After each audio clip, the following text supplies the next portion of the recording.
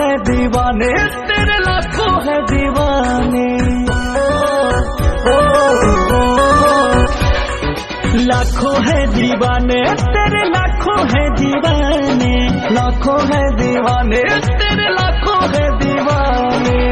क्या है दिल की हालत मेरी, क्या है दिल की हालत मेरी, ये कोई न जाने। लाखों है दीवाने, तेरे लाखों है दीवाने। लाखों है दीवाने, तेरे लाखों है दीवाने।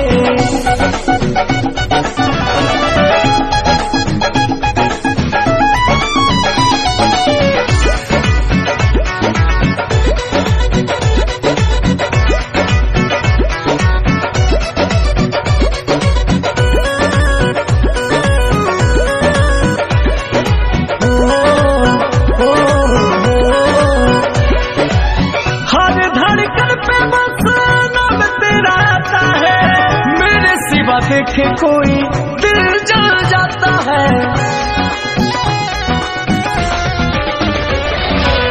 हर धड़कन पे बस नाम तेरा आता है। मेरे सिवा देखे कोई दिल जल जाता है। आशिकों की भीड़ में ये, आशिकों की भीड़ में ये तू क्या पहचाने। लाखों है दीवाने, तेरे लाखों है दीवाने। लाखों है दीवाने, तेरे लाखों है दीवाने।